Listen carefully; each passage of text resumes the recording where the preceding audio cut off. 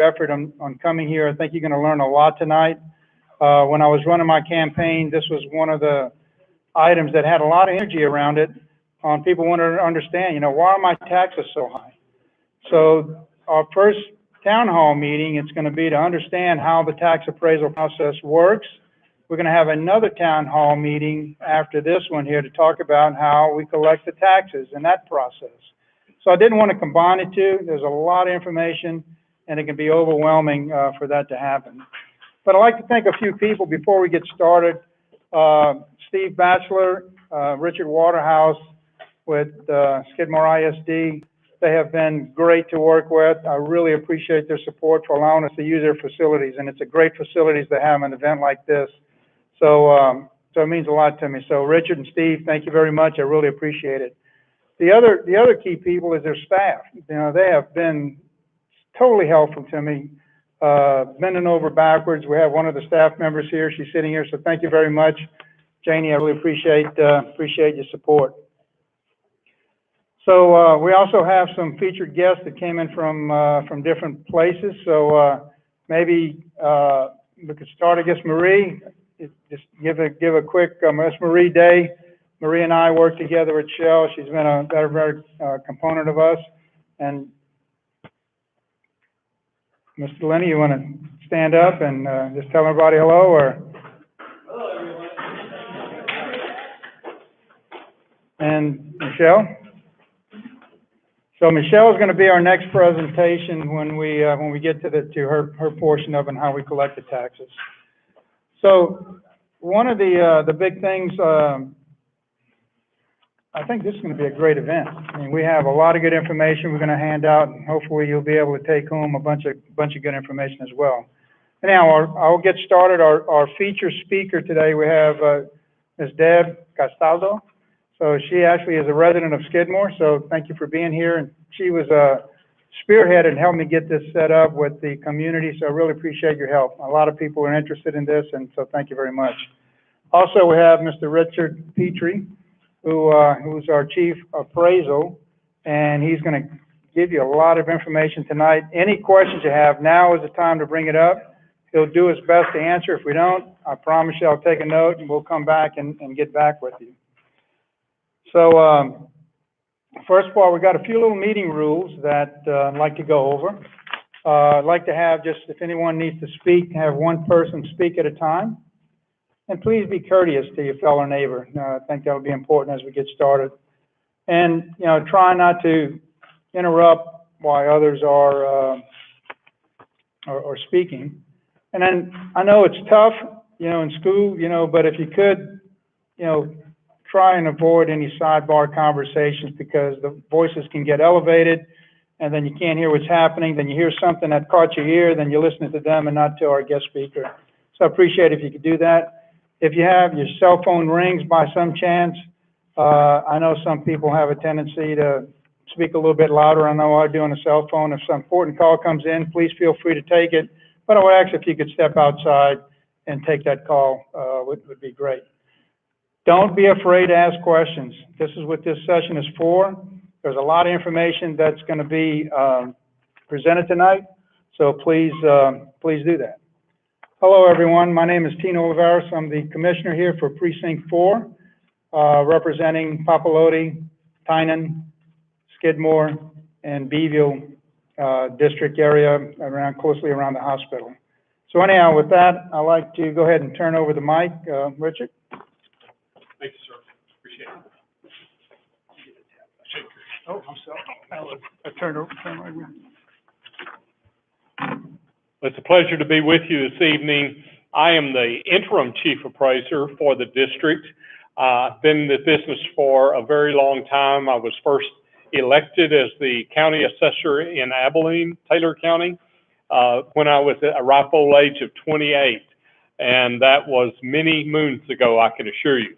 But I have a company now that after I retired from Taylor, we do work around the state, and I was asked to come down and be the interim here for the district to try to help them move along in the recovery process, I guess you might say, from some of the difficulties they had in the the turnovers of chief appraisers.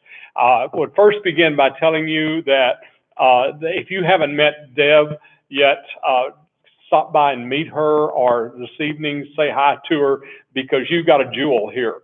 She has already finished all of her schooling that's required to be able to take the chief appraiser helm, but you have to have 3 years.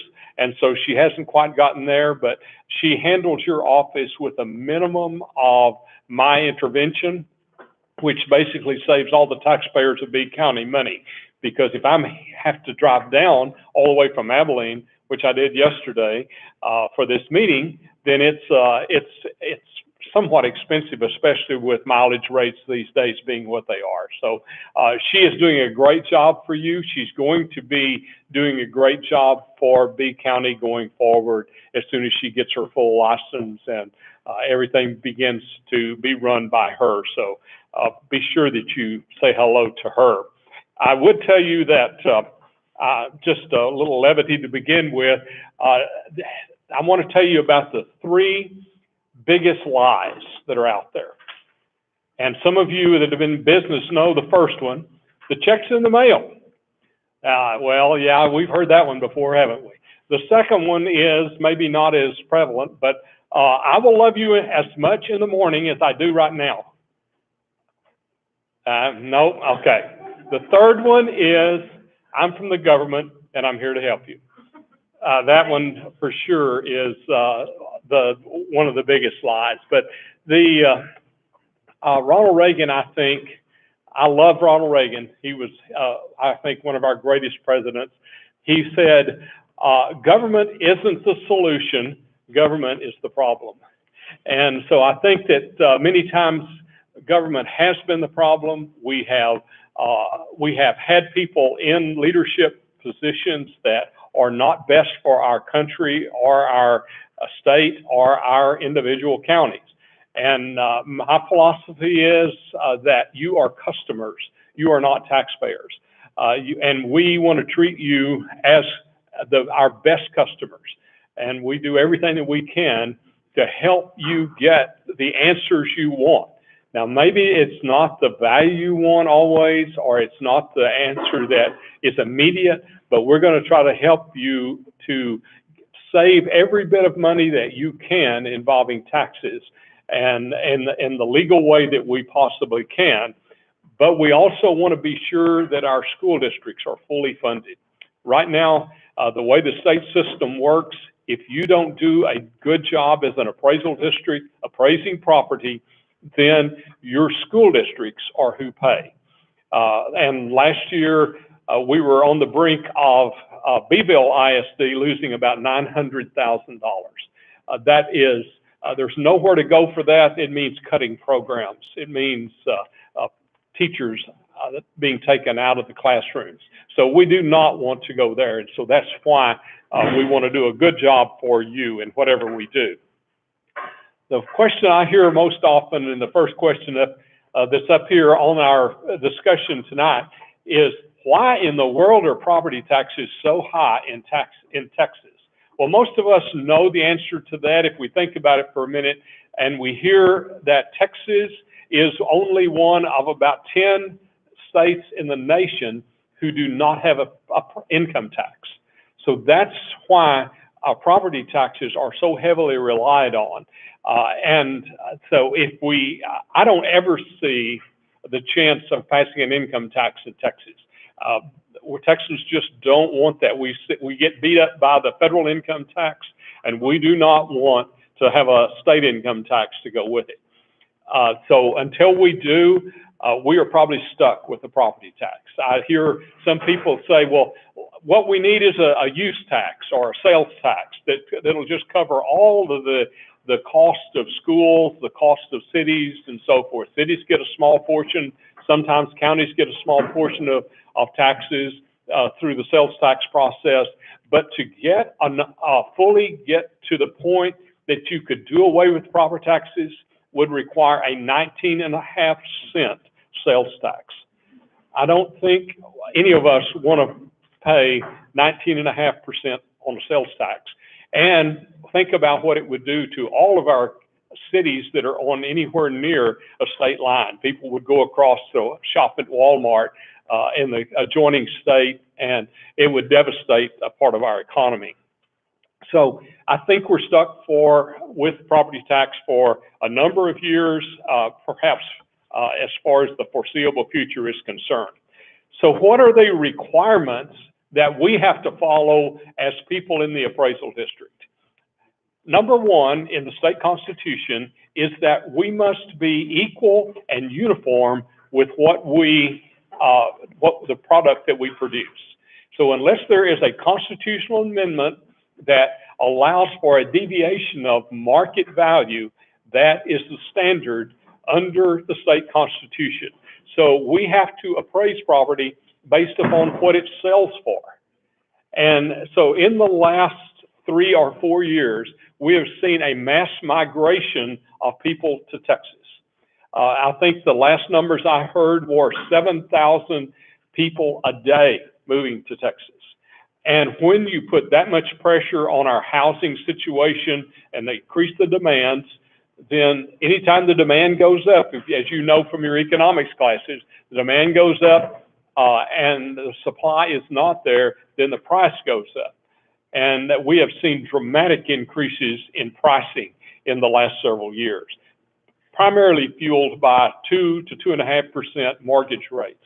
So we have, and it hasn't just been in Corpus Christi, hasn't just been in Houston, it's even been in Beeville, and it's even been in this school district. So we just see people coming in from other parts of the state buying up rural land for recreational purposes. They're parking their money, and all of that is driving the values upward for every part of Texas. I work all over the state, and I see it it doesn't matter whether I'm working in the Panhandle or in East Texas or in Southeast Texas or down here in South Texas. It's quite a dramatic thing that goes on. Now, I want to kind of go over with you the process that we follow in getting to that, quote, equal and uniform mandate that's in state law. You'll see on line 3 or number 3, how does CAD determine land value? The first step that we make is to determine the value of the land. And we look at comparable sales that have occurred in the various places in Texas, and in your county. I'm sorry, not in Texas, in your county. So we're not comparing something from Corpus Christi with something in Beeville. We're looking at Beeville sales to determine Beeville values. We're looking at Skidmore sales to determine Skidmore values. So we'll look at what people have bought and sold land for, both in the rural area and the prices per acre that are being generated out there. And we'll look at lots and blocks and how much people are paying for those kinds of properties within your area. Then the tables that we generate, the company that works for us as a contractor is, the name of their company is Pritchard & Abbott. They're district managers here this evening. And thank you for being here, Jason. And they actually will develop tables that are based upon the size of the parcel. Now, the bigger the parcel, the less per acre or square foot that is being paid for that. That's just a principle of appraisal work that you do. So if somebody's buying 100 acres, it's cheaper than someone that is cheaper per acre than for that 5-acre tract or that 1-acre tract. So we look at all the prices that are being paid for the 1 acre, the 5 acre, the 10 acre, the 20 acre, and develop a table that puts you on an equal basis with all of your neighbors. So if you have 5 acres, and then your 5 acres should be worth the same as everyone else's 5 acres in your region, because we're going to look at that size factor and that location factor to come up with this, so that we have equality and uniformity. Then we're going to consider any other situations. A 5-acre tract that is for commercial or industrial purposes is typically going to be higher than the residential because it's a different use. What's permitted there by zoning or by ordinance or any of the various ways that the government gets involved in control of property is that you look at those values and you look at the use of that property, and that drives the values of that. So that's a factor also. So if your property is residential and it's 5 acres, you should see uniformity all across this area of the county. Once we develop the value of your land, then we will look at, and you might want to look at you've received a handout of a redacted property here, and you'll see that on the very first part of this, this is a 1.4 acre tract. It's about 1/4 of the way down on this appraisal card, and you'll see that the class on this is an SAST, and so that is meaning that other properties like this are also classed as SASTs, and that will go to a chart or a table that will multiply that square foot, in this case acreage, times a value to come up with an estimated value of this parcel of $11,270. So it's based upon $8,000 an acre. So small tracts, remember, have a higher value, and so that will generate a higher land value. So then the next step that we take, we've now got the land, theoretically, we've gotten all the land in the county on an equal footing. People are paying based upon what they have. By the way, the word, if you heard the word ad valorem tax, ad valorem means according to the value of. So if you had your Latin lesson tonight. So then we have to put what other types of improvements are to the land. So we'll look at, does this have a house on it? If it has a house, we're going to look at various classes of homes that are found in B County. There are about 7 different classes, and there may be a plus or minus on that class. But you know, from if you've been building at all, you'll know that that you can have a very, very conservative, modern, basic house, and then you can have an elaborate mansion. And so you can't just go out there and say, well, we're going to put $100 a square foot on everybody. That would be unfair. That would not be equal and uniform. So remember, that's the back thing in our mind, is that we got to keep it equal and uniform.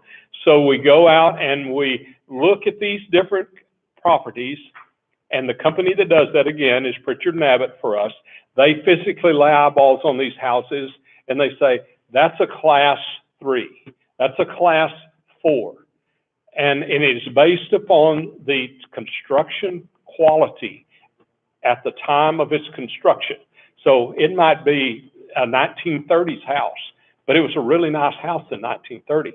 So that might be a class 4 compared to one of your nicer homes that's being built today.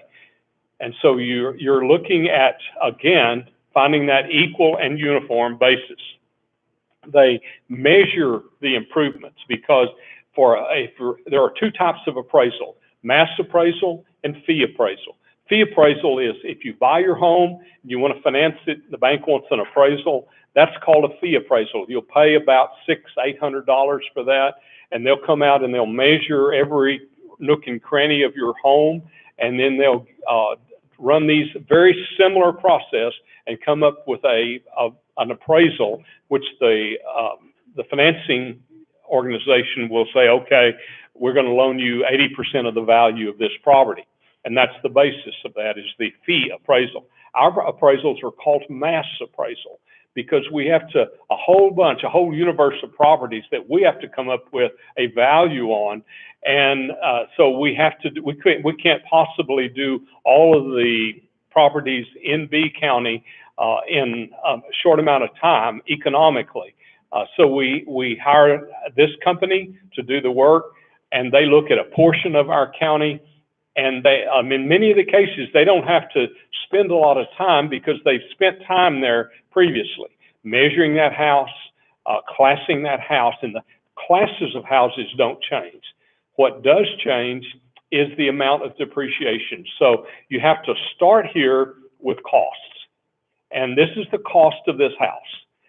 Now you say, okay, it's been 20 years since this house was built, hadn't been much done to this house, so it may have 15% depreciation. So you take the cost was $100 per square foot.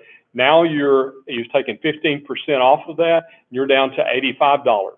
You multiply that $85 times the living area of that house, and that gives you that segment value. You'll see that in line 1 of the improvements portion. You will see that this house was built in 1985. It's a class 7, 37. And I'm sorry, 37 years old. Get over here to the, yeah, it is class 7. And it's got 1,888 square feet. And you'll notice it's multiplied as a cost. This is a replacement cost new of $137.10. Then as you continue across the line, you will see a 65% good. This means that this particular home has been depreciated 35% for the wear and tear that has occurred on that home in the 37 years that it's existed. And then you go to the garage that's attached to this. It is also built the same year, and the price of the garage is $70.66 per square foot. And again, you'll see the depreciation factors are typically the same if the age of the construction is the same. And so you'll see each one of these segments is, if you take the math out, the cost times the number of square feet times the percent good equals the total value that is in the last 2 columns from the right-hand side. When then you add up all of those and you come up with the total market value. Now that is coming up with the equal and uniform for every property in the county. It's classed correctly. If it's classed correctly, the depreciation is estimated correctly. Now we've got everybody on the same level playing field. Then the next step is to compare these values with what the sales prices are. And so we would look at this house if it's sold. We would look at every bit of data that we can find that says, okay, this house really sold. It's valued at $224,000, but it really sold for $275,000. That means we're at about 90%. And so we would, if that was consistent across your whole area, then you might need to raise all of the values using an economic modifier. You would multiply it times 1.10, which would raise everybody up. It's kind of like we're all in this bathtub together. We're all equal and uniform. We add a little more water, we're going to go up. If we find that our values are too high, then we have to reduce that. When I was the chief appraiser in Abilene from 1986 to 1988, we actually had to lower the values by 34% in that 3 years. And we may see some of that in these next 2 or 3 years as we see pressure on our financing system, as we see the pricing of homes being stagnated to some degree by higher interest rates. Those things may happen. I hope not to the degree that it happened in the 80s, because it was a tough time in Texas back in those days. So each of the segments that is in this, you'll notice on this appraisal card, has a value. And so you see a farm building. Some of you live on farms and you have barns. And this particular property has a barn that's valued, a 2,400 square foot barn, valued at $829 a foot. If I can, I'm sorry, my bifocals are not working just real well, and I may not have that number exactly right, but those are based upon also costs that are coming from a national cost service that tells us what it costs to build a barn, if it's got concrete, or if it doesn't have concrete, if it's just this particular barn does not have concrete. So If you added concrete to this, it'd be about $15. And if you've built an outdoor shop or barn lately, you'll know that's a pretty conservative number.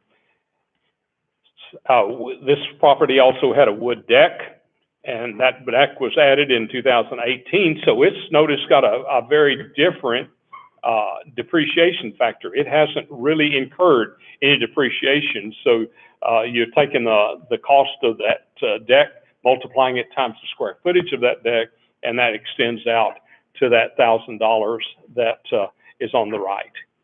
Now, let me stop there for just a minute, give you an opportunity. I don't want to throw too much at you at once, but every one of you that owns property in B County has an appraisal card like this. If you have 10 properties, you're going to have 10 of these cards. And the process is the same for all residential property or land. Now, when you get, we'll talk in a minute. Let me stop there and ask you questions. Do you understand the multiplications that occur, the idea of equal and uniform? Yes, ma'am. Yes, sir. You said that it's comp sales in the county, and you said that it's all over the county, or do you do it city by city? So in other words, if there was a 4,000 square foot home that's sold in Tynan, and there's no comps in Tynan, will you go to Beeville and find a house like that if it was sold? How do you do that? And what do you do if there are no comps? Okay, the question is, and you may have heard that, but the question is, where do the comps come from to determine the values?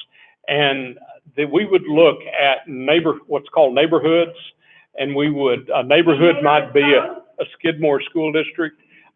Excuse me? You mean neighborhood codes, like subdivisions? Yeah, it might be a subdivision. You're looking for properties that would have similar attraction to a purchaser. So remember, we're trying to go for that idea of what is this house going to sell for on the market?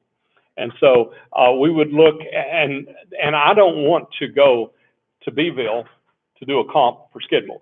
I would prefer to just stay here in Skidmore. And I'm going to look at those as much as I can just right here. For Beeville, I'm going to look at Beeville. For other parts of the rural county, I may be looking at other rural parcels. So that's kind of the process. Yes, sir. This is very useful in many respects, but I'm very, very confused in terms of math. I'm only a physicist, so I'm not good at math. But nevertheless, it's quite interesting there that 11,000, that I have 81 acres, $11,000 an acre suddenly, and it went up. Now, how did that $11,000 come? And the rumor throughout the town, which I hear from reputable sources, is that you can go as much as 150 miles away and go all the way down to Corpus Christi, go to the outskirts of San Antonio or whatever, and then suddenly everything goes way up in the air. And the process does not conform to what you're saying. Either that or I'm intellectually stupid. Okay, and let me be sure I got your question correctly. You own about 70 acres. I have 81 acres. 81. It was roughly raised to $11,000 an acre. Okay. Who's buying this acreage at that level? Okay. I know they're buying in Victoria at that level. I know down in Corpus Christi, and I know in San Antonio. But who specifically outside of Beeville is buying that? Okay, and you have every right to ask that question as individual people within this group. You can come to the appraisal district and ask. Everybody does. Okay, that's not the issue. And they do lower it and everything. But why do we go through this charade constantly? Because what you're saying is inconsistent with what is occurring. Okay, are you saying that other parcels like that are not valued at $11,000? Well, they may be valued now, but it's arbitrary and capricious. Well, I think another question might be, how many protests did you have last year? The question about the number, that's kind of the next step. But if you're not satisfied with the value that has been proposed on your property, land, building, any segment of this building, then you have the right to appeal the value. It's called a protest. You get a protest form in the notice of value that you receive. And you have 30 days. And roughly how many, Deb? 1,600 people took advantage of that opportunity to protest their value last year. So I think another way to say what he's saying is if we owned a business and we were selling widgets, and 1,700 of our customers came to us and said, the price is too high, we'd be out of business if we didn't adjust our prices. You had 1,700 of your customers come to you and say, there's something wrong with your calculation here. Bad numbers go in, bad numbers come out. And we have a lot more accounts, obviously, than 1,700. So by far, it wasn't by anywhere near the majority. And because there has been such a substantial change in values in the state, throughout the state, and there have been those kinds of increases in value, even in B County, that those kind of big changes, people want to know. My goodness, it looks like my taxes are going to go up a lot. And so I want to know why. And so that's certainly your right to file your appeal and to come in and talk to an appraiser. And then they will show you why. If they can't show you a property that's sold for $11,000, then I'd ask why. Roughly how many accounts do you guys actually have total? 1,700 isn't the majority. How much of a percentage is that? It's probably around 10%. 10%. Yeah. Not even, we have to. It's not that much. To put it in comparison, if I were Walmart, who has millions of transactions a day, and I had 1,700 customers that were upset about the prices, something would be done immediately. But your Walmart is not going to lose money. And so they're not going to sell this product for less money if that's the market value. If that's what everybody else is selling this property for, then we can't go below that or your school loses funding. When you have 1,700 property owners come to you and appeal, it's because the price is not market. Maybe. I don't see the evidence of that. I'm not going to be argumentative with you, but I look at data. I live and die by data. And so if I see that those values are beyond what people are asking for properties and what people are selling. That Jason had sent. So in a building on Washington Street in downtown Beeville that in the previous year was appraised for about $147,000. In last year's mailing, it grew to over $640,000. And then upon the appeal, it's now lowered to below $147,000. Yeah. Sounds to me like the system is broken a little bit. Okay. And you can have those concerns, and I don't blame you for having those concerns. Anytime you see this kind of increase, they're going to be, number one, they're going to be mistakes, and the source of correcting those mistakes is to see accurate data, to see sales information, to see rental information on commercial property. That's the commercial property that you're speaking of. And when that occurs, we'll make the adjustment, or the company that works with us will make that adjustment for you. And we don't work on a percentage. We don't get any more or less because we appraise your property at $100,000 or $500,000 or $1 million. We don't get any more or less because of that. That is all set by your individual tax units. Just one moment. And when they, like the county, will have public hearings, and we will tell them, okay, here's what we think the value is for B County. It's $1 billion this year. Then the commissioners will set a tax rate based upon their needs and multiplied times that $1 billion. And that will be the amount of taxes that they get. That's all under their control. So we don't get a penny more or a penny less, but your school does if we don't hit the numbers right. Now, sir. Okay, so I'll go back to what you said. So I was the Colorado County chairman of the Academy for this last year. So, and thank you, Richard Petrie. He stepped in and provided us with Lori Fetterman, who teaches at PTAG and trains a lot of the appraisers that are out there. Did a wonderful job. Our biggest complaint there was from outsourcing. They were so against outsourcing. Until you look back and they wanted their local appraisers that grew up there in that area. Until you figure out it's home cooking around there. And a lot of appraisals have been done the wrong way. I don't have a problem with people coming in from the outside because you get a new perspective sometimes and actually a fair adjustment. So I understand where you're coming from on that too. And I don't care about it being outsourced. That's right. No, listen, I had budgets that were $1 million, okay? I had to outsource and everything. I had very good results and I had poor results sometimes. Yeah. And if I had poor results, I fired them, okay? Yeah, exactly. And that's my issue is that the speaker is saying one thing. Yeah. And reality is totally Yeah, different. That's my Hey, problem. so the other thing too, is if you go to academy, not an ARB meeting, talking about academy, and you go to complain about your taxes, as a board member or a board chair, you think, we're not allowed to talk about it. So you're honestly, you're wasting your time. You would be better off, sir, at home, getting your comps, doing your homework, and hammering your ARB. I would even entertain this to say, hire an outside firm. Maybe somebody like Betancourt or somebody like that. I mean, he writes the laws for all of us. So Paul Betancourt, you know, that's. So you're suggesting I run?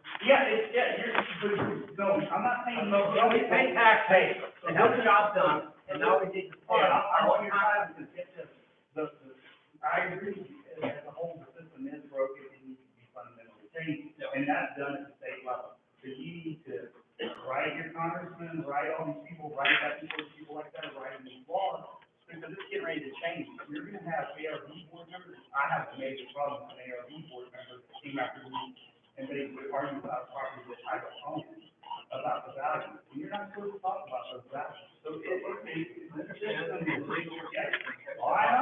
So let me just interrupt for just a second. We have a lot of great energy, which I'm very happy to see.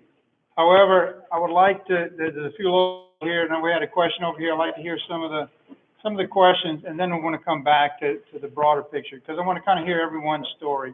So I'm not trying to cut you short, but I just want to hear some other answers. But this is great. This is exactly what I wanted. We do need to get back to, the difference between the manufacturing and the marketing firm. Yes. That's good. What criteria is used to determine the ag use values? Okay, thank you. That segues nicely into, I should have had two mics. Sorry, Rich. that's all right, no problem. The question is, how do you develop the ag use value? Because this is one of those constitutional allowances to deviate off of market value. So I said earlier, we have to go by market value. There is an exception in Texas, or a couple of exceptions, but one of those is agricultural value. If you had to pay, farmers and ranchers have to pay on the current values of today's farms, we'd be out of business in a hurry, wouldn't we? And so the state in 1979 passed this particular 1D1 section in the Constitution, and it allows for an alternate appraisal of, it's not an exemption, it's an alternate appraisal method, and it's based upon the production of the land, not the market value. So if you have a commercial endeavor involving the production of crops or livestock, or you have a wildlife management plan in place, any one of those three, then it is the basis of that is what is a typical cash lease in your county. Now, we look at things like, okay, the average farmland is leased for, let's say, $25 an acre. And with that particular example, we look at that price per acre, we subtract from that expenses that owner would incur, like taxes, like insurance, management is allowed. And so we may come down with what's called a net to land per acre of $19 an acre. Then we divide that by a state capitalization rate. They say that you ought to at least earn 10% from your investment. So you divide the 10% into the $19 net to land, that gives you $190 per acre, probably compared with $3,000 an acre if you were on the market. So it's a tremendous saving. You look at the lease prices for ranch land, pasture land, it may be $6. And so then you again take off expenses that are associated with that. You may bring that down to $4 net to land. You divide it by the same 0.10, that's going to be $40 an acre for the part of your land that is agriculture. So anyone who has what's called the degree of intensity in this county, the acreage that would be minimal for an operation, can certainly apply for the agricultural value, or if they have it in agriculture now, they can move it to the wildlife process, where you have to do several things under a wildlife plan with parks and wildlife, and they can help you with that. So it's a tremendous saving, and it's totally legal to do that. Mr. Petrie, there are different classifications for ag use.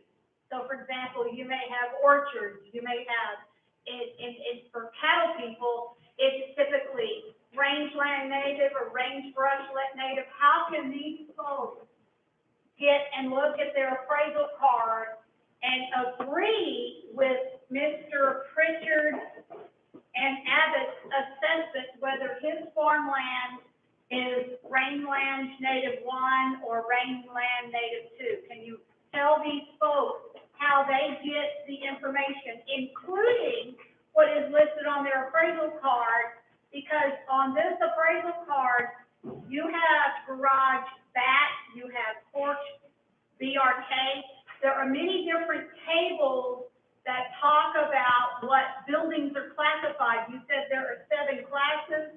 Can you help these folks understand where they can go and look at the tables to see if they agree with your Mr. Pritchard and Abbott? Okay. So that would be very important. And I would, my goal would be to have all of those codes on our website where it says in clear English, AG is an attached garage, or DG is a detached garage, or ADB means it's got brick on it. Those kinds of things would be very helpful, and I have done that in a number of appraisal districts where I've worked, and it's been well accepted. So you know the deadline for notice of appraised values is coming up May 15th. Will that be online before these folks get their notice of appraised values? It's actually the end of May 31st. May 31st? And you have 30 days from the day that you receive your notice of value. So once they do all of the gyrations that are to massage the values, whether they need to go up or down, wherever their estimates of value, the statistical data is examined and the numbers are finally set, then you will receive a notice of value. And if that value is up $1,000, then you're going to receive a notice. In that notice, you will also have a notice of protest, which you can fill out, or you can go online and to our website and actually complete an online form, which will register you as being protested, and you can move forward with the process of understanding. And a lot of times it's the sharing of data back and forth that we go through to be able to try to come up with the numbers that are accurate. We don't look at the inside of homes. We can't do that.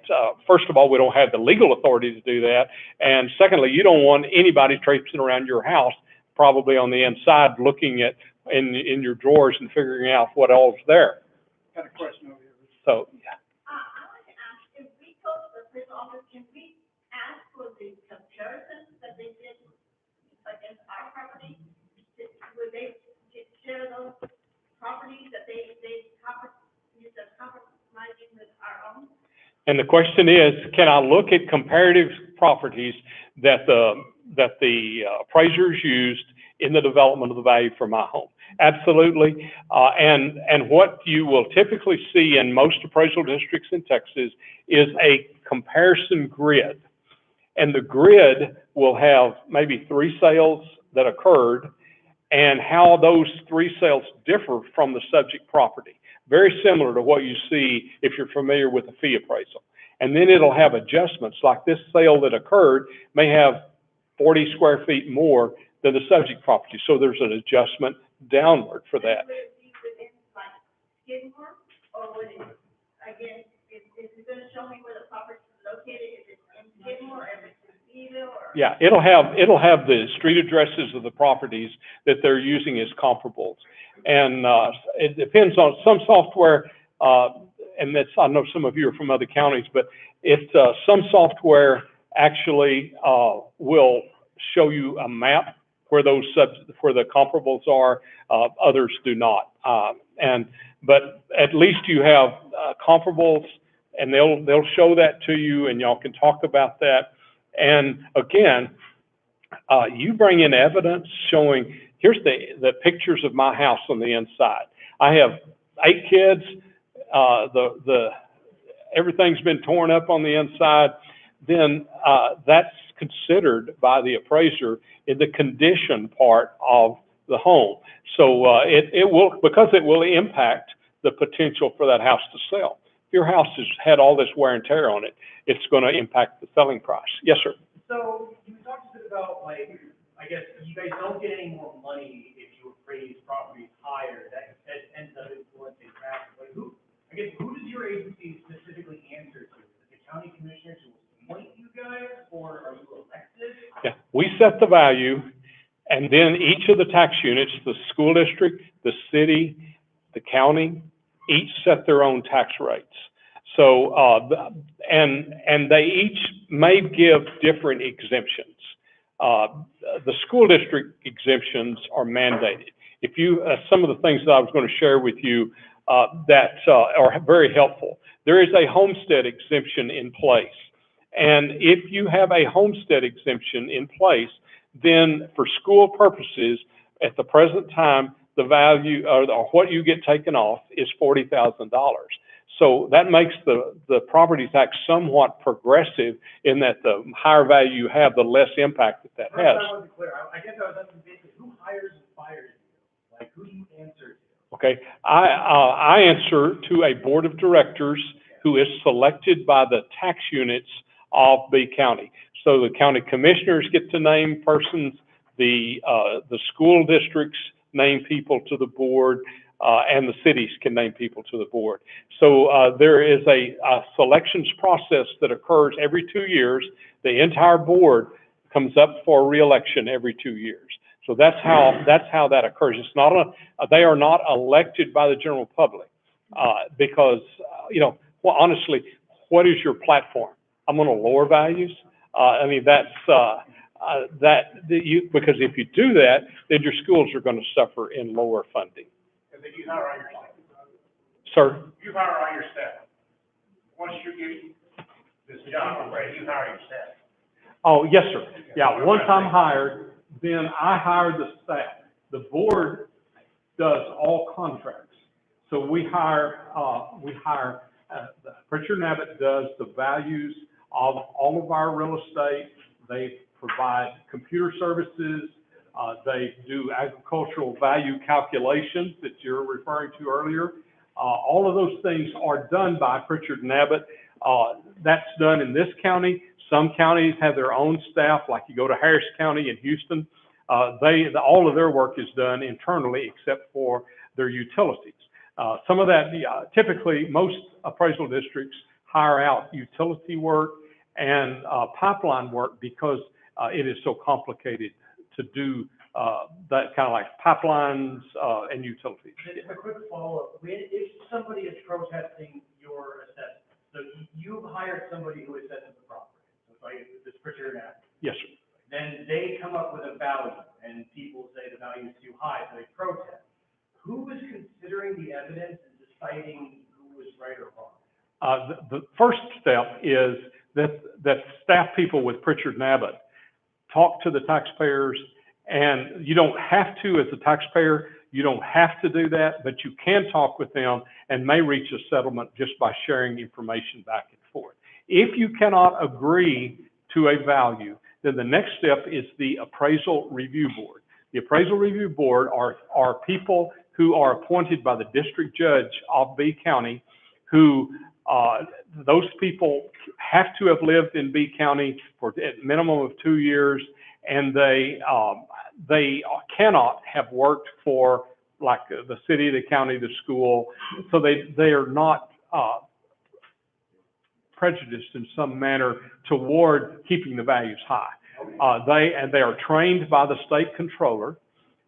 They go through a process and go and have their training with the state, and so they're not trained by local people. And so then they hear the evidence presented by the taxpayer. If you go before them, you present evidence. The district representatives, Pritchard and Abbott, would present their evidence, and then the appraisal review board members vote as to whose evidence is better. It's called the preponderance of the evidence. And then that decision ultimately is not final. If that doesn't come out the way you want it, there are two options. One, you can file a case in district court and that's an expensive way to appeal, or you can file arbitration. And if you file by arbitration, it's about $500 roughly for a home. But if you win, the number that comes out later on is closer to your value than the district's value. Then you get all of your money back except for $50, and the district pays that money to the controller. I'd like to do just a little quick process check on meetings. So we have about an hour left. We deviated from Richard's presentation slightly, which I'm glad we got a lot of good questions. We can keep going down this process, or we can allow Richard to finish up parts of the agenda, or would you want to continue the questioning like this? I'm pretty well finished with the agenda portion. I think I've covered everything there. Great. Mr. Petrie, you didn't answer my question. Okay. So the way that you explained it, I interpreted that it means that if somebody wants to see all of the tables for their building, and if people want to see all of the classifications for their ag use, if they have a farm, that they have to file a protest with the appraisal district? No. Or can anybody in here, and I encourage y'all to do this if you said yes, please go to the appraisal district, get your appraisal card, and ask for all the tables that are used to calculate the value. That'll help. Okay. As of today, the entire appraisal manual is on our website. And it has all these tables? Has all of those in it. You go, dude. Thank you. And so that way, if you want to get into the minutia of how all this is done, it's about 176 pages, if I remember correctly. And so but you may see something there that you just don't know. What does this mean? Well, if you don't understand what it's, then call the office and say, hey, I saw this on the website, and what does that mean? Yes, So, sir. yes, Thank sir. you. I got three more, Richard. You can see the hands up, so you pick. Real quick on that website, I'm sorry. If you don't have access to a website, can we still go into the office and get a hard copy? Yes, and we can make a copy for you. We won't make you jump through the Freedom of Information Act on that. There may be a slight copy charge, just to cover the paper, but it'll be that. So, Mr. Petrie, just to follow up to what Ian asked, if the county wanted to raise taxes above the index, it would have to go out to a vote for the people to decide if they want to do that increase. Same with the school district, same with the city. When you guys come up with a value, who oversees your decision to come up with that value? Because after all, it is your value, no matter what the rate is at the county level or the state level or the city level, that's going to cause our taxes to go up. not necessarily. Yes. Under truth in taxation, as the value rises, the tax rate is required to come down. Keyword, so, okay, you commissioners in here, understand.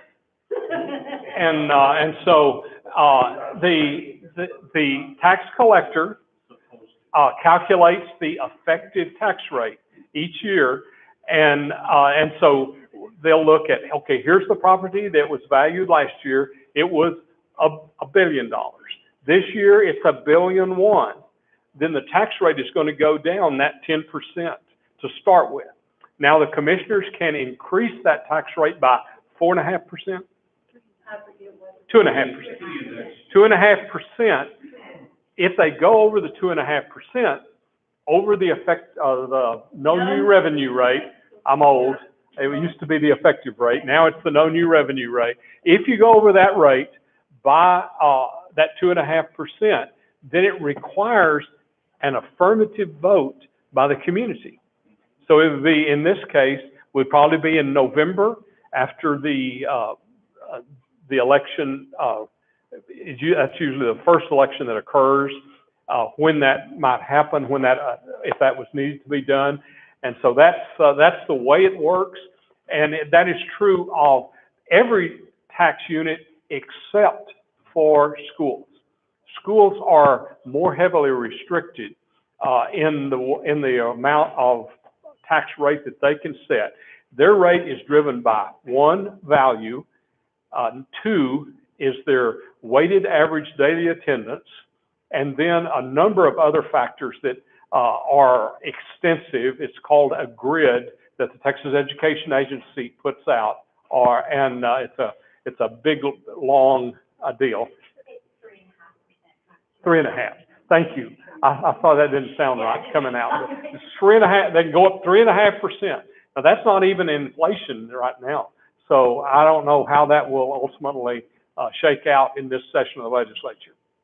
I started to say a moment ago, and one of I can't remember who told me, but it's either passed the House or passed the legislative process. One of the two has increased the homestead exemption from 40 to 70,000 per school.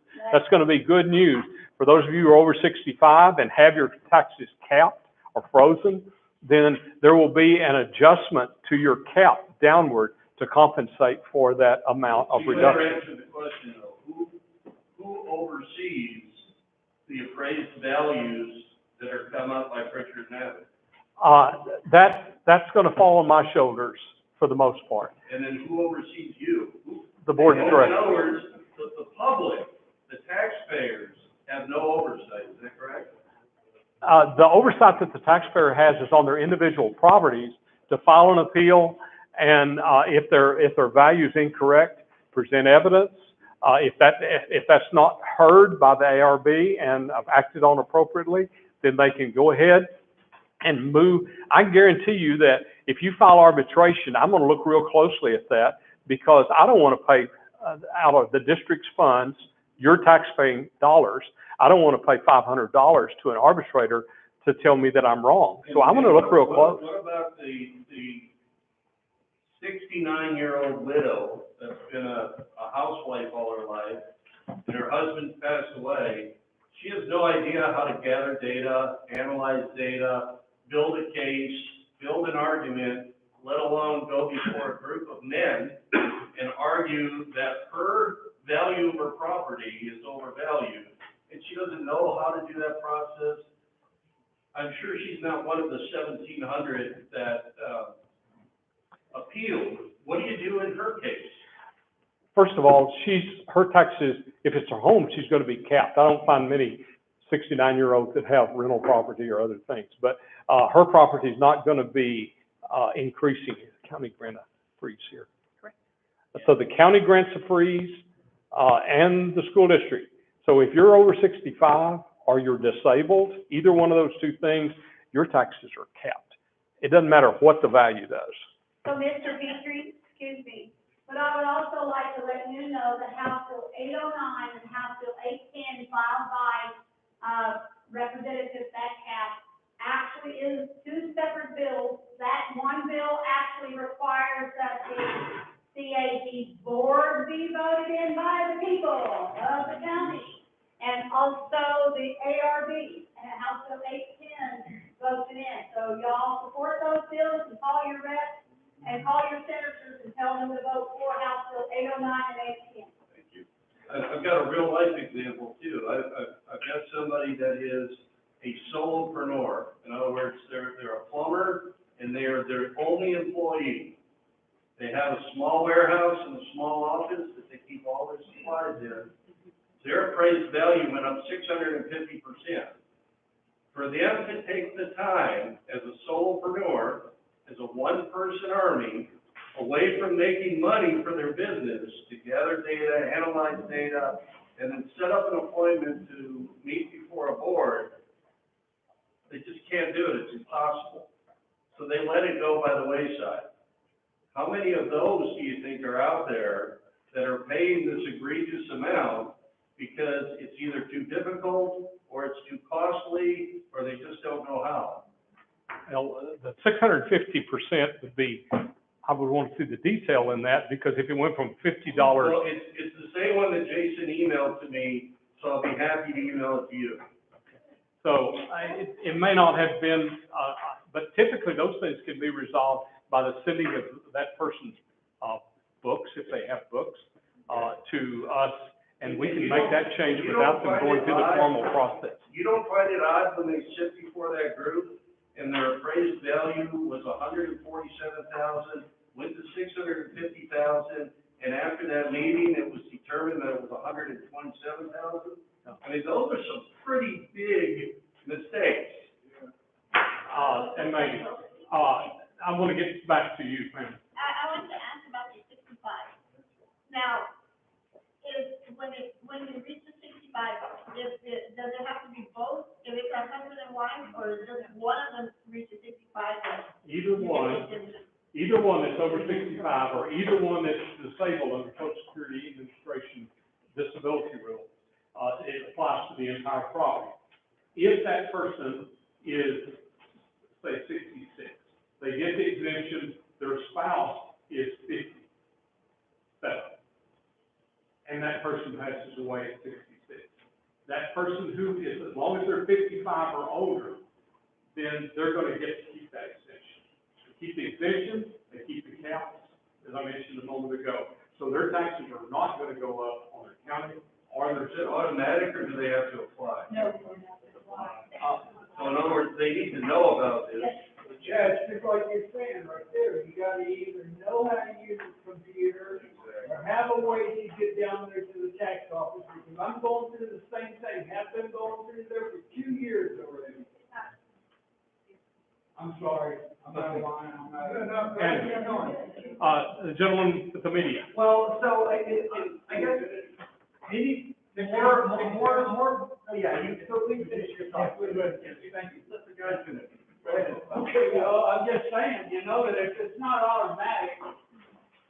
You have to have an application the first time. They automatically know that I'm a taxpayer, without me notifying or whatever, when I buy my property. Now, I've reached 65 a little while back, and I don't have time, just like he said, I run a business by myself, my sole income. I don't have time to take a day off of my job to go down there and maybe get an appointment to talk to somebody about my taxes, so I'm just paying the rate that I'm paying.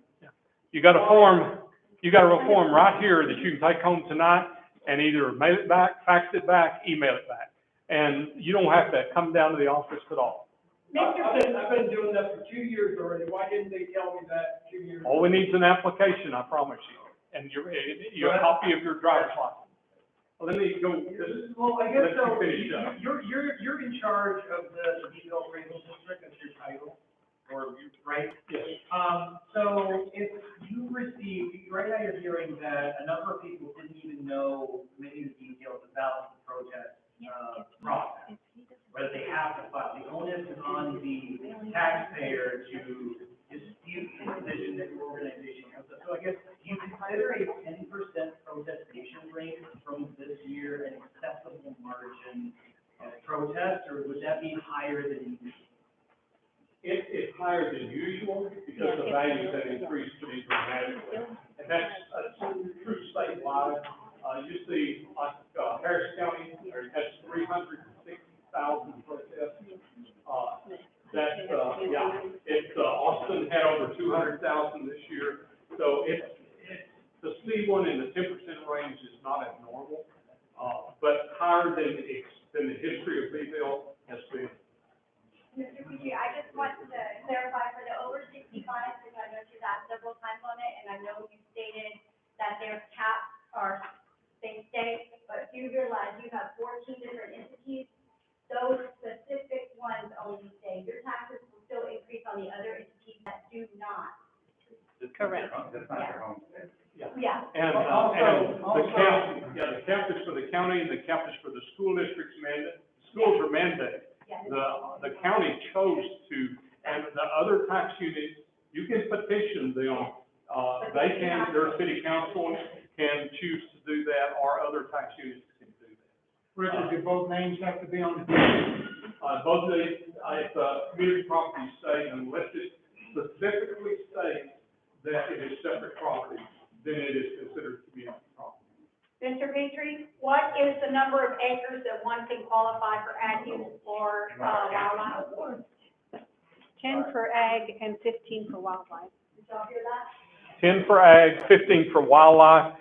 It is you can challenge, basically, you can do things that will overcome that assumption or that standard that is out there set up by the way, those standards are set up by your local farmers and ranchers.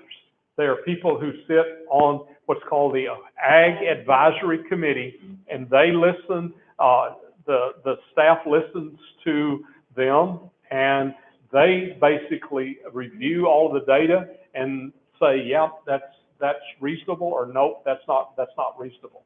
And so you are controlled basically by your own people.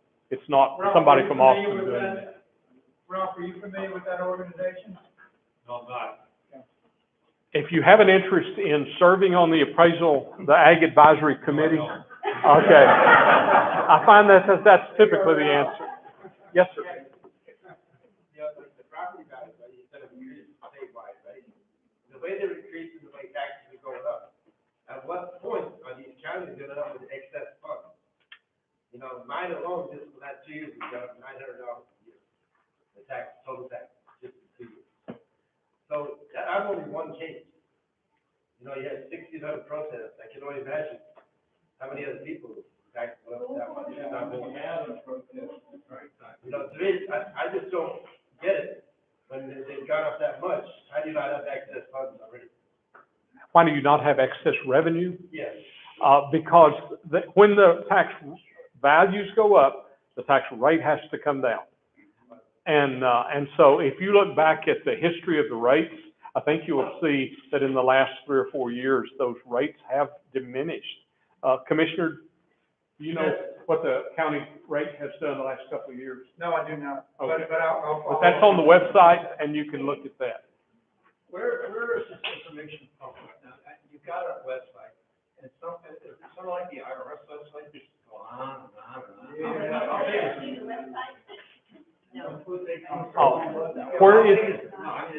Where is the website? 10 pages or 10,000 pages? It's, That's a fair question, because that's part of the confusion. I'm not sure I heard your question, but our website is bcad.org. Is that the? How big is the website? Oh, it's not hard to navigate. We don't have that much out I can there. navigate anything. But How many pages do you have? I mean, is that difficult to understand? Is it 10 pages? Is it 10,000 pages? So Is it like the IRS website? So what we'll do, if we don't have the answers, Marie, can I lean on you to write down some of these questions? Great. And we'll get back to you. I'll give you a call to understand. But it's about 4 pages. It links to other things, but it's not hard to navigate. I'm not saying it's difficult, I'm saying it's voluminous. And that's kind of the problem when I got it the first time. You know, number one, And it reminds me of dealing with income tax, okay? Because you just go on and on and on and on and on and on with something, and then it says, but you can't talk to people, real human being. And then what you can do is you can request all these different forms, and you can request all these different posts. And then you read all that stuff, and you still have questions because you're not a lawyer. But, and I'm quite familiar with taxes, okay? But the bottom line is that is half the problem right there. So if you're gonna, why don't you have a town meeting where you just put it on the board and show everybody how to navigate and everything? Because you do this all the time. I can do that. Don't. I can set that up. That's a good idea, Steve. I can set that up to help the people here to understand how to do that. Can you also mail them, the ones that do not have access to that, like the gentleman said, he doesn't have a computer. Right. I mean, I think the appraiser should be able to go down and make notes of the people that do not have websites or computers, to contact them by mail. I know a lot of those paperless, like me. I'm computer literate, the gentleman wasn't. But you need to somehow or other inform him, maybe by letter, something, because they don't have that access. That's right. A lot of them don't know the computer. That's right. The way I used to do it, I always make notes. That was me. That was an executive secretary. State has a very. But that's the whole You thing. can Yes, sir. phone the office, first of all, you're going, everything that comes to you by I mail. understand. The thing is that the gentleman said, he doesn't have time. He's a working man. And I understand that he has to make an attempt.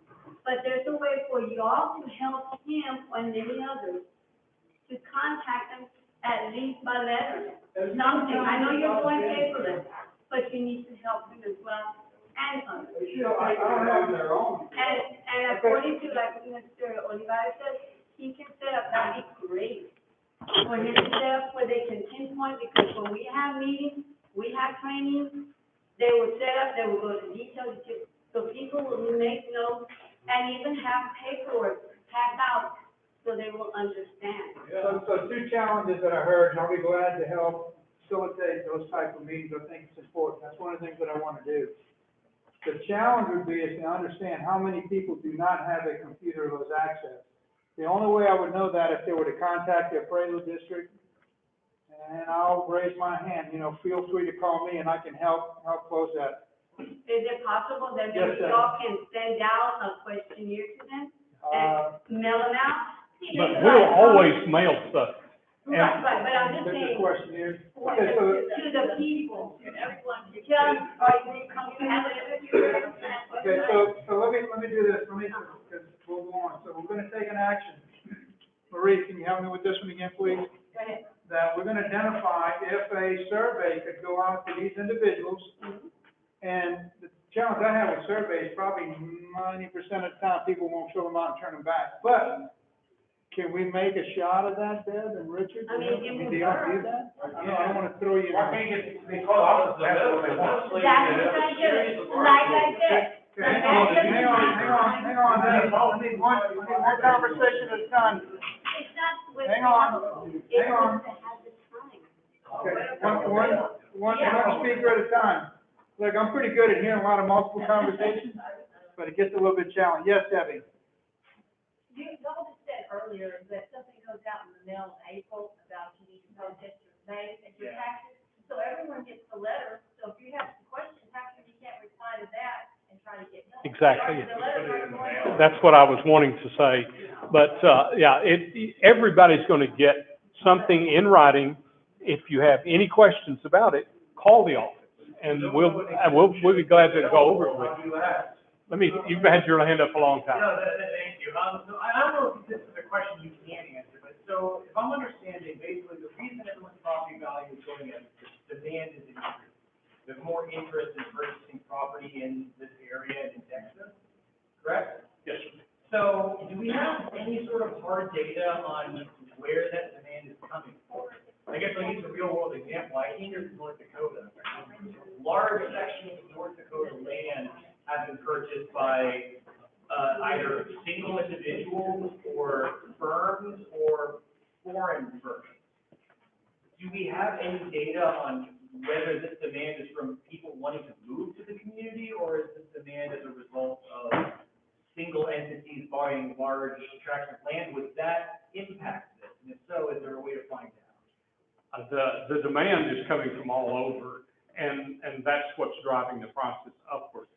But to answer your question, do we know where these people are coming from? No, we don't know that because it's honestly a privacy issue. We can't ask them, where'd you come from? Well, how are you We measuring? casually do that. How are you measuring the demand, though? How do you know there is more demand?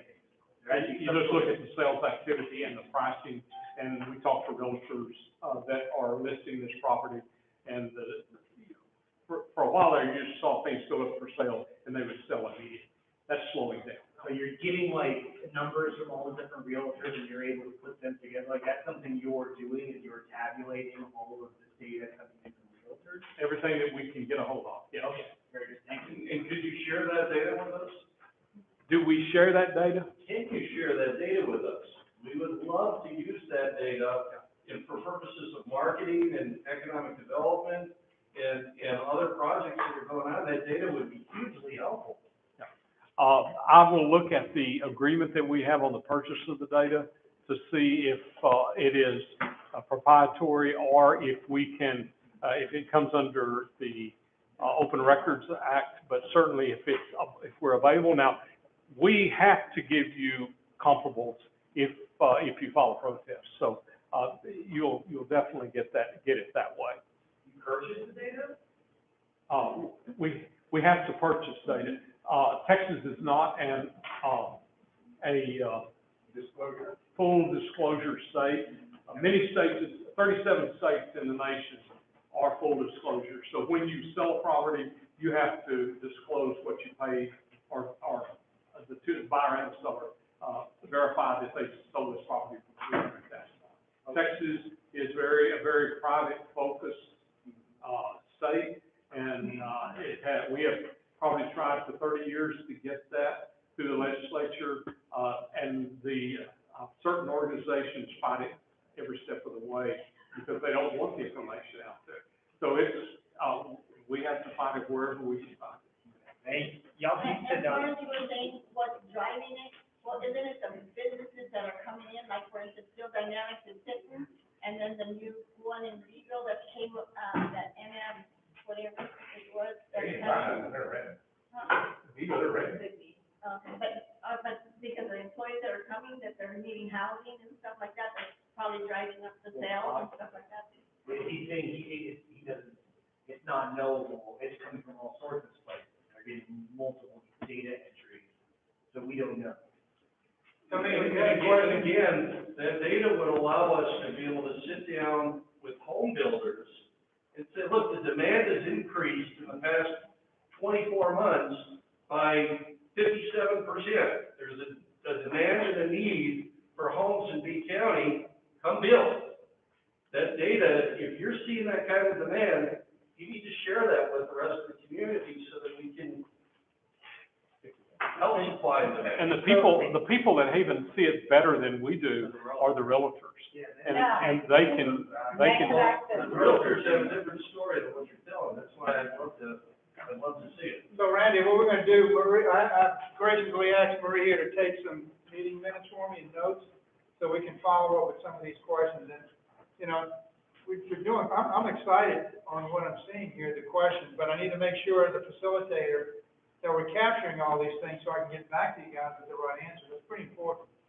And I like your idea, and I'm gonna come back and Maureen and Deb here, you know, maybe do a little work session here. Ricky, if I can come to you, you can help with the school board and see if we can get this facility. This is a great facility to do it, you know. Sure, these are property values, from what I've been told, as a board member, Skidmore-Tynan ISD here, our auditor from West Texas, but he's a really good auditor. He was here in January, gave us our update on our audit for school expenditures. Anyway, he says, property values are all follow the leader, they all base it on Travis County. Travis County goes up, everybody in the state is gonna go up. He said, last year, they went down some, so we're gonna see some going down this year. So he says, that's just the way it is. Travis, they base everything on what Travis County does. So they said, Well, we're there's benchmark. two things that are for sure.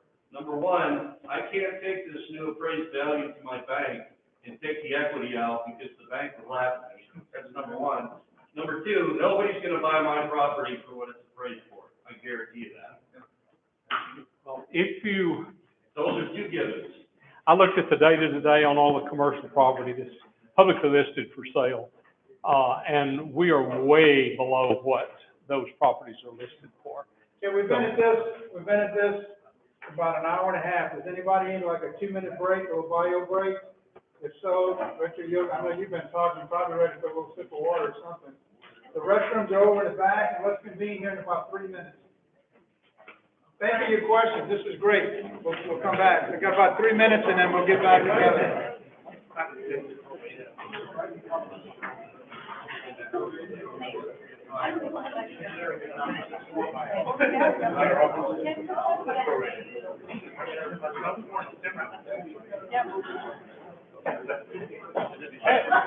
Good meeting. Yes. Get on out. Have any questions?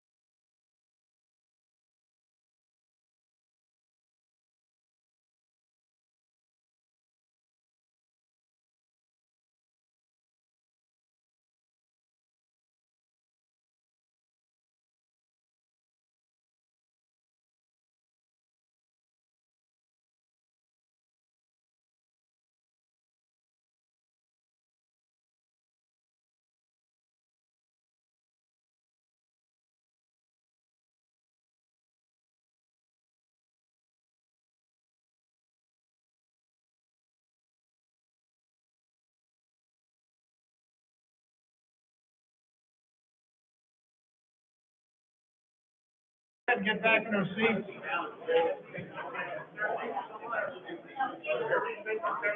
Okay, everyone, I know there's a lot of excitement here, we're getting a lot of great information.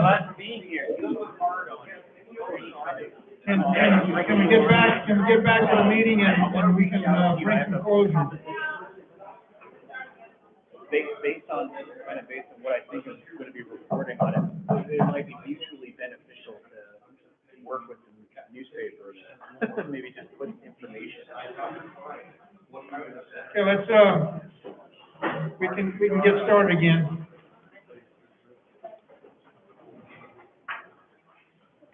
Great, thank you for being punctual and getting back here. We did go over 2 minutes a little bit, by about 2.5 minutes, but that's okay. A lot of great conversation, love the energy.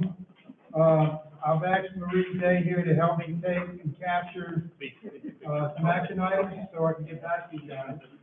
One of the things that I did here tonight is it's possible for us to do another work session for the individuals that don't know how to navigate through a website. The first step would be to call the appraisal district and to ask them to mail you whatever information you need.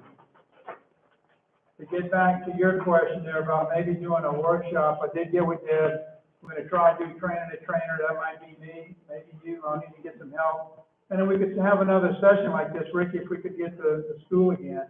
And kind of navigate through the website, at least kind of a show and tell, so you can see what's there. I mean, there's a lot of things I don't know what's there. And like all of us, we're gonna have to go through a learning curve, you know, oh, what this button does, and so we'll do that. But I think if everyone can see it on the screen, we can do that. Yes, Randy?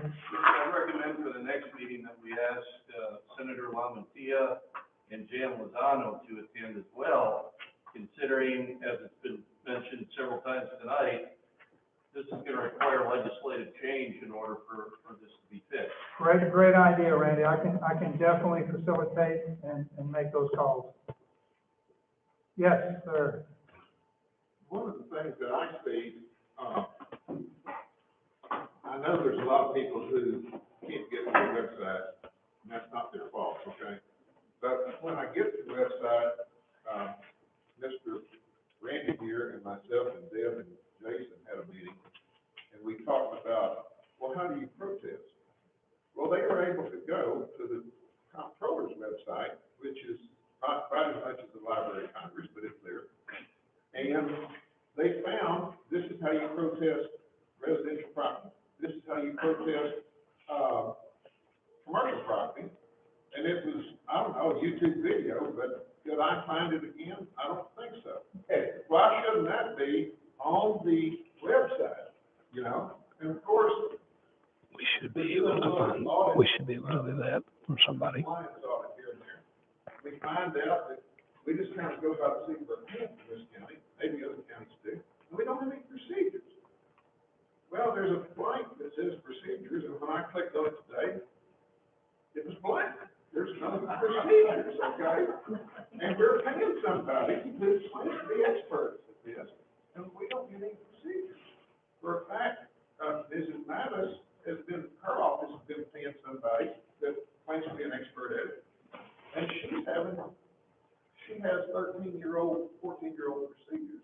Maybe it's in the days of Andrea Gillett or somebody.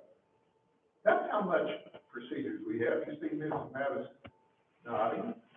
That's what we're doing.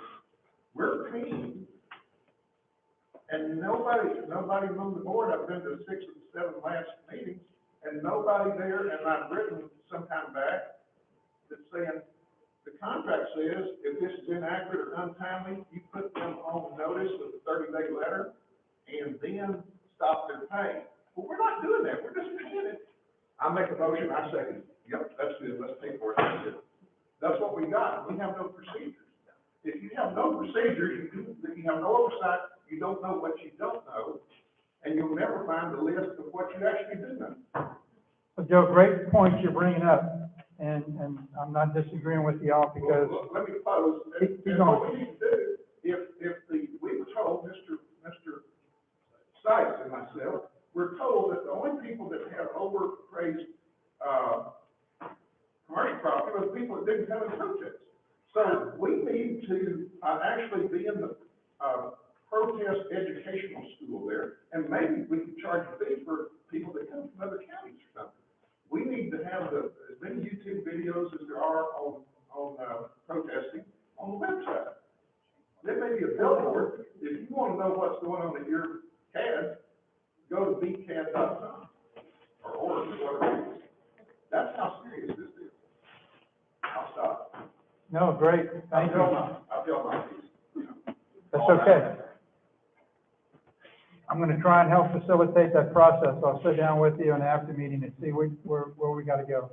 Yes, ma'am. Commissioner, when we took a little break, I was visiting with different folks, and, they mentioned that their family members protested, and they had all the evidence and information, and once they went there, it didn't even go in their favor. So, is there, I guess, reasoning that is given to these folks that when they go and protest and they don't win, do they share the information why their taxes are still gonna be at that price? Thank you so much for bringing that question forward. Can you help answer that? Like what? I want to be sure I understand what you asked. And I'm suffering with too many gunshots in my early days without hearing protection. You're saying if the protest, you're not successful in the protest, then you want to know about next steps and how that works. Okay. When you file a protest with the AR, first step is informal. You talk to the appraiser if you want to, and they may give you an option to accept that or not. If they don't satisfy you, the next step is appraisal review board. Appraisal review board says, no, we don't agree with you, or we split the difference, and you still don't think that that's right. Then you get a notice in the mail, certified, that says, here's the order of the ARB. The appraisal review board set the value at X dollars, which you still feel is incorrect. There is an explanation in all that paperwork that tells you that your options are to file arbitration and how to do that. And the second thing is to file in district court. So those are your two options for appealing that value. The arbitration is less expensive, and you can get that money all except for $50. You can get that money back. If you hire a lawyer and go to district court, that's pretty expensive. Surely. I'm gonna come back to you. Domingo, I know you had your hand up for a while. You've been patiently waiting in the back. Did you have a question? Domingo? No? Okay. Another thing she was asking was, if your protest gets rejected, do they tell you why? Do they give you reasoning why that it was rejected? Sometimes the appraisal review board does. It depends on the county. They're not required to tell you, well, we didn't believe, we thought you were lying to us, or no. Most of the time they just say, the ARB has voted to sustain the value of the district or has voted to change the value that was proposed to X. And but normally they don't go into the detail of why they made that decision. Now, everything that they don't get back behind a piece of paper and whisper back and forth. Everything is an open meeting, and it's recorded, so you can hear the discussions that are occurring. And usually in that discussion, you'll have an idea of why they made the decision they made. Okay. Yes, sir. Yes, how do I find information about the overall budget? Like the federal government, okay, for every $100 they bring in, they spend $129. Okay, that's unsustainable. Now with D County, are they so mismanaged that they have a similar situation? I mean, and I never see it published that, it's just like this magic, and, oh my God, we need more money, but nobody ever says how much. Budget with the county or budget with the appraisal district? In general, I mean, everybody. So the budget on the county, it is posted on the website. All right, but it's not published in the newspaper where you normally look? I think if it would be in the paper, I mean, you're looking at a volume about that big by all the different disciplines. And when would it be published? It gets, That's the mystery around here. well, it gets published at the, Facts, we deal in- it gets published at the end of the fiscal year when the budget is completed. Then that data goes in. And that's another one where it is on a website. Everyone has access And to how it. about the schools? That, I don't know. Ricky, you know? Schools on a website? The schools usually have their budget on the website also. They are all on the Just Google it, Skidmore-Tynan ISD, it'll come up. Yeah, for the county, if you go to the county auditor, you go to her webpage, and if you scroll down, then there's gonna be a section that'll identify where the budgets are and have previous year budgets, proposed budget, and actual budget. Yes, Joe? Financial transparency, that link on the county. You can add, you can go to the main webpage on, push budget website. Okay. Okay, county, schools, et cetera. Yeah, it is. Everybody, schools, Not advertising. What's that? Under Skidmore, you might have under business. Yeah, when you do that, training and all that, maybe it would go on the website, Okay. so everybody could, and then you can guide them now. Yeah, we'll need to do, handouts as well, too. Mr. Petrie, is the CAD budget on the website, or do you have to do an open records request for it? Oh, you wouldn't have to do an open records. If you wanted a copy, we'd be glad to give it to you. It's what, 3 pages? Yeah, but it's not on the website. I don't think it is. Is there a chance y'all could put it on there for transparency? I would imagine so. I don't think there's any problem with that. It's all public record. Yes, I know. But they're talking about ease and how easy. Yeah. Okay? On that 65 and over, sir, exemption, 65 and over, Yes, sir. prorated. I didn't finish my application till July or August, and I want to get a portion of it, discounted. I don't get the whole year, I have a son born in December, I got the whole year. Yeah, it's not prorated. If you turn 65, anytime during that year, you get the exemption for the whole year. You should yell at your Well, they parents told me about from the that. time I finished the application. Did you just recently buy the house? Man, When did you purchase your property? oh, back in. It's been a while, it's been over 10 years. The clerk may have misunderstood the question, but you can call and we can look. No, the application for 65 and over exemption, Yes. I didn't finish that application till July or August. What time is it? Yep. No, if you turn 65 on December 31st, you get it for that entire year. That's not what they told me. Okay, then they mistold you. They incorrectly told you. So here's some key, just 1 second. And I've been hearing this a lot, and as I'm learning and as I'm getting into this new role here as a commissioner and also into politics, and it's not only your office, it's other offices as well too, is having the staff that's at the front desk being educated enough to communicate to the individuals that are coming to the desk. Some of them don't know. I personally had it to me where I got rejected on something and said, no, ma'am, you do have that information. Unfortunately, there's some training, there's some gaps. We know that there's a staffing issue all over, and it's hard to get good qualified people to come up, and it's hard to cover everything, and it doesn't happen overnight. So I think that's one of the things that I'm hearing is that when somebody goes to the desk, if you don't know the right question to ask, or if you say it a different way, and you're not framing that question in the right manner, you may not get the answer you want to hear. And then if you're not, Marie, I'm gonna use you as an example. If you're not a Marie Day or Mr. Randy, that may be or Joe Carter, just might be a little bit more assertive to get that answer, you're not gonna get it, Let me ask you again. Here's what I'm asking. Yeah. So that's a problem, not only with them, and I'm gonna support their effort as well. It's across the county, it's within our courthouses.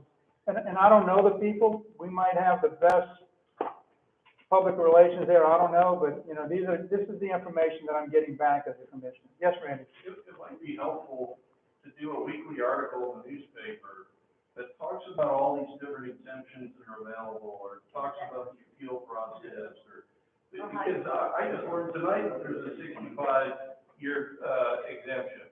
I had no idea, and if I didn't come to this meeting, I'd go on for many, many years not knowing that there was an exemption for 65 years old. That's how you need school. Yeah. guys, hang on, hang on, guys. How many other deductions and exemptions are out there that they just didn't tell us tonight because we didn't ask? Good question. Great question. Okay. So, I like that thought. I mean, I would like to have it myself too, especially in all these investment classes I've been going to, and then, you know, it's a good thing I got somebody that can pick up the phone and call. But the challenge with the paper is that it's a limited group of individuals, and I found that out early. I thought it would have been a little bit broader, but it's not. And I'm not downsizing, but there's great information. But if somebody reads it and they get some savings, they'll tell their neighbors. Absolutely. And you know what happens then? Then the paper grows, and then we can get, it just can mushroom from there. Because it used to be, that's all we had was a newspaper. Now we have news media. I'm trying to figure out how to use Facebook. Well, there's no need for exclusivity as much as I would love that you guys only printed in the newspaper. I mean, just putting out this information in an easily digestible format. You can put it on, once you've written it, it'll just correct. It's just really a matter of getting somebody willing to tell us how to solve it. Yeah, when you have what exemption you're available for, what the exemption is. So Marie, can you capture that for me? For that exemption. And I know it seems like we're picking on the appraisal districts tonight, and you guys, I don't envy the job that you have to do, because it obviously puts you in a very bad seat. But there is a problem that must be fixed, and it's not endemic to just Lee County, statewide. That's why we need to have Lamantia and Lozano here, and we have to have those discussions. But for those that are sitting here thinking that maybe this doesn't impact anybody outside of my neighborhood, let me paint the light for you. When we're trying to recruit a new company into B County, that company isn't just looking at B County. They're looking at Corpus, they're looking at San Antonio, Allen, San Marcos, Austin, I mean, the whole kit and caboodle. And I don't care if you're in rural Texas or rural Pennsylvania or rural Montana. When you're looking to go into a rural community, it's because there's perceived savings. Now, if I come in and I'm a company that wants to invest and create 200 jobs, and I look at a building in B County, and it's the same price, it's the same size facility in San Antonio and Corpus and other bigger urban areas, guess where I'm gonna go to? All things being equal, I'm gonna go where there's more people, there's more suppliers, there's more customers. There must be some savings for companies to locate in a rural community, which brings growth and which will eventually increase the amount of taxes generated for the county, the school, and the city. So we've got to fix this, ladies and gentlemen. We have got to fix this, or else we're going to continue to have a shrinking population, a brain drain of young people that are getting educated someplace else and taking a job other than here, and an educational attainment of no vocational skills, no occupational skills, and no education. And no job. Randy, those are some great things you're bringing up, and those are dear to my heart. We have a lot of great young kids that are here.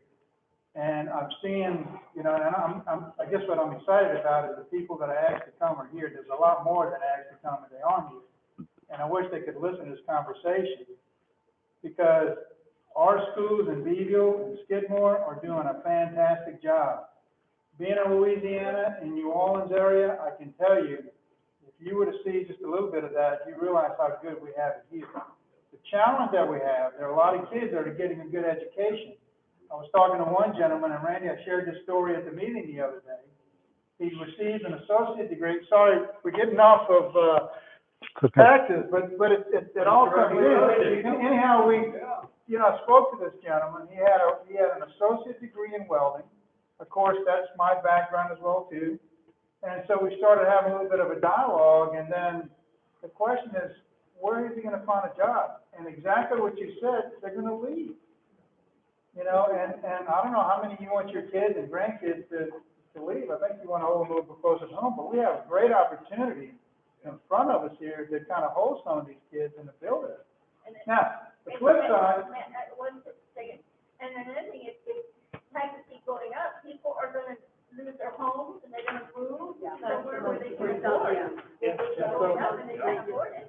sad part, now you're getting into a whole other economic, and I had the opportunity here last week to sit down with a lot of economists and understand where we're going as a county, things that we need to start looking for. Inflation is on the rise. You know, I have a roundtable session with, I call them the wisdom table here, and, you know, there's things that are popping up like this every day. You're right, inflation's going up. You know, I'm at an age now, I stood in line for 2 days to try and get a 30-year mortgage at 12%. 30-year mortgage at 12% when interest rates are running at 17. So, you know, let's hope we don't go that cycle again. Get ready. So, okay, it's almost 8:30. So I'd like to get a little bit of feedback. Please feel, give me a call. Do y'all think this was helpful, was useful? Did we get more people here? You know, need to have more. Thank you. Appreciate y'all for coming. It means a lot to me. And I mean, this is what I'm doing for you guys here to kind of help understand the bigger picture. So thank everyone for coming. I have some water here with us. If anybody wants some water.